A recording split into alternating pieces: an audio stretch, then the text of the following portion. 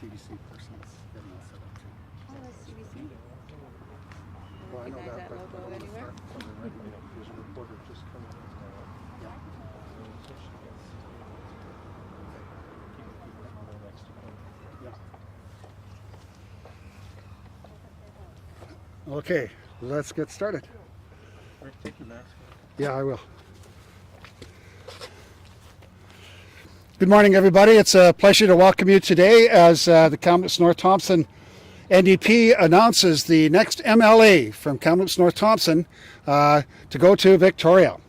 I want to begin by acknowledging that this land is located in the Kamloops to Secwepemc territory, situated on the southern interior of British Columbia within the unceded traditional lands of the Secwepemc Nation.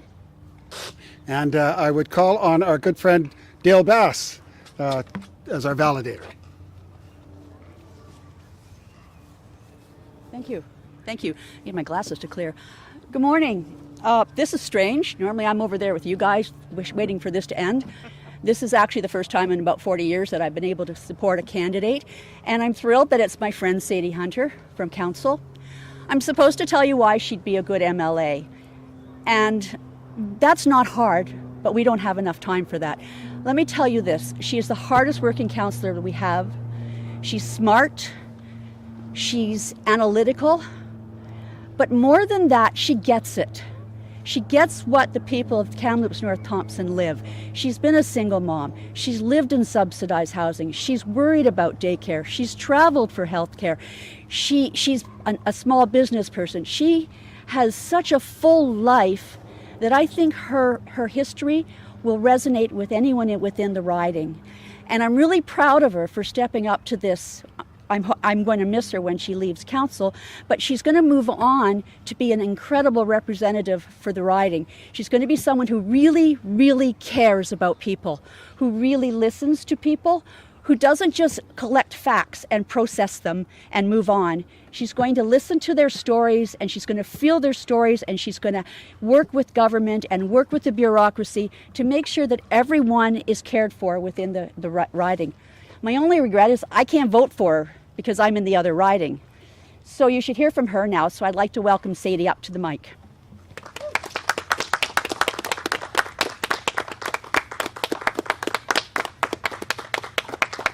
Well, thank you, Dale. Thank you, Dale. I think she covered it.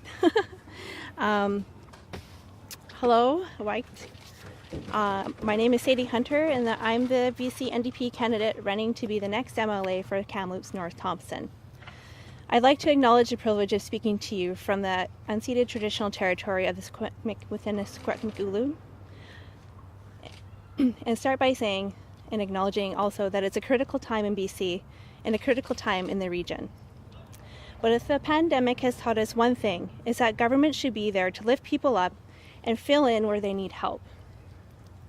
I've been really impressed with the leadership shown by John Horgan and the BC NDP government. The response they've shown through the pandemic has been recognized around the world. They listened to the experts and implemented their advice. They supported those who were making necessary adjustments, and they helped those who really needed help. As Dale mentioned, I grew up in a small town in the Peace region, and I chose to live in Kamloops 20 years ago. I understand the unique needs of diverse communities that make up this riding, whether that's the Tronquil Corridor, Brock, Little Fort, or Clearwater, or anywhere in between. I understand the needs of a single resource community, and I know the needs of this vibrant city that we call home. It's also important for the voice at the table to be able to understand through lived experience. I was a single parent and a student for a long time. I understand the need firsthand for access to affordable housing, affordable daycare, and affordable education. I depended on all of these to be able to lift my family up and provide new opportunities. I also understand the need for quality, accessible health care. As someone with a disability and a child with a chronic condition, I spent years navigating these systems and advocating for my own health and the health of my family. Since taking office in 2017, the BC NDP has been very good to this region, from investments in healthcare, like getting moving on the patient care tower at Royal Inland Hospital, to support for education and investing in affordability. This region has seen firsthand the benefits of a John Horgan government. Housing improvements like the Sparrow House on North Kamloops have brought millions of dollars to our community, employment, and given many people safe, warm, secure, and supported housing. Regionally, the NDP made sure the transfer of a public forest license from one company to another in the North Thompson was only done if it was in the public interest. In the past, those 10-year swaps were done with virtually no government oversight, despite the fact that that's a public asset that's being traded. We need to keep this momentum and to keep British Columbia moving forward. Much has been accomplished, but there's still more to do. So why me? Aside from my lived experience, my education also provides me with a clear and academic understanding of some of the biggest challenges that we face, including balancing our economy and addressing the current climate crisis and environmental protection. The entire focus of my post-secondary education was aimed at natural resource policy and climate change and looking at how we can innovate. Why now? Well, there are so many issues. Our communities, our families, our friends are reliant on the provincial government to solve. And I believe I'm the right leader to represent the Kamloops-North Thompson region from a place of understanding, knowledge, and compassion. I'm willing to dig in and do the work. Why the NDP? I believe the NDP, under John Horgan's leadership, is a party to get the job done. The positive, inclusive leadership shown has gone a long way to finding solutions and collaborating. I'm looking forward to connecting with people from every community in the riding, not just to introduce myself to them, but to hear their concerns, their needs, and what they expect from the next 4 years of a John Horgan government. Thank you, Kuksjam, and I'm happy to answer a few questions. Congrats on your candidacy, Sadie. Thank you. How long has this been in the works for? Not that long. Yeah, a week or two. Okay. Yeah. So I'm sure you probably had in your head for some time, though, that, you know, in the upcoming election that you would want to be the candidate for this riding. How long have you been maybe eyeing this yourself personally?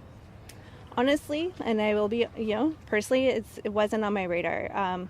I have always stated that my interest is to provide support through my education and experience to the residents of Kamloops and to the area, and bring my best to the table. So until I was asked, it wasn't on my radar. It's not a trajectory that I had myself planned out for years in the making. It's just the opportunity arose, and especially with all of the challenges that we're facing with the pandemic and economic recovery, I think it's really important to have somebody at the table who understands. And so I put my name forward to be that individual. Right. I guess with that in mind, you obviously have a couple of years as a councillor now. How does that prepare you, besides your lived experience, for being the candidate for this upcoming election season? I think what it comes down to at the end of the day, no matter where you are, is listening and relationships and being able to understand and take those needs and those concerns forward and find solutions that work for everyone. Sadie, why did you over here? Sorry. why did you choose to run when you still have 2 years left? In that contract with Citizens Kamloops for City Council. Yeah, and that's a fair question. And I believe no matter where I am, I'll be representing the citizens of Kamloops. Like I just mentioned, this is not something that was necessarily on my radar, but I've also learned through my time in the last 2 years, there are so many things that we can't get done at the council table. So when this opportunity arose, it felt like the right move to be able to continue to advocate and provide support for those things that need to get done that we can't do there. So no matter what, where I end up, I will be providing support to the citizens of Kamloops. Brendan. I was just going to ask something similar, but I guess to work off that, are you going to be stepping back from your role on City Council? Yeah, so the kind of process for that is to take a leave of absence if you're engaged in an election process. So I'll be taking a leave of absence until the election is concluded, however long that might take, and then depending on the outcome, we'll go from there. I guess when it comes to obviously just last week you were elected director at large for the UBCM. I assume you're doing that, but there's a leave as well for that. Yeah. And obviously, if elected, that would trigger a councillor by-election process for the BCM. And would you have any regrets, I guess, for lack of a better word, if elected, when it comes to the time and effort you put into becoming a director at large of the BCM? Not at all, because no matter where I am again, I'll still be advocating for the region and for small communities in the city, whether that's a director at large at UBCM and providing policy input to the provincial government or as a representative for the provincial government. So the process is the same. It's a leave of absence. There's actually a couple of other elected officials who had to go on a leave of absence immediately following the election, so I imagine that they would also have their own by-election process. Thanks everybody for coming out. We really appreciate it. One more question and then we've got to get a lot of other things done today. You're stepping into a pretty well-established Liberal stronghold, has been for a long time. What's it going to take, I guess, for the NDP to put this right? I think it comes down to listening and having conversations and just putting in the work. It's up to the individuals to choose what kind of leadership and government that they want for the next 4 years. No, this person has got one question in I was yet. wondering if we could do one-on-ones, so we sort of do more featuring. We've got a lot of paperwork to do. Sadie's, I think we I have shouldn't Friday. take more than about Friday, 4 minutes. Friday about 1 p.m. We have to have a ton of paperwork about that high. So I'm going to whisk Sadie away pretty quick here. Can I take like 4 minutes of her time after? I'll be tight and bright. Yeah, we can go decide it. Can I just ask one more question for 10 seconds? We're running out of time. Sorry, appreciate that. Thanks. I guess just your thoughts. I'm sure your thoughts align with the Premier on this, but there's obviously been mixed feelings about the timing of this election and the pandemic. What's your thoughts on the timing of this election? I understand the concerns, honestly. I get it, but I think the benefits will outweigh. I don't think there's any risk, because what I see, and I think what anyone who follows politics will see, is partisan campaigning for the next year regardless, and the pandemic is going to be with us for a long time, and for me it's really important, especially at the municipal level, to have some stability and know what's going to be coming at us for the next 4 years. So having the election now will provide that, because there's some sense of surety. Great answer. Thank you. Sorry, this wasp's out to get me right now. I'll sneak you over. Thank you for that. Thanks, bet. guys. Thanks everybody for coming out. We really appreciate it.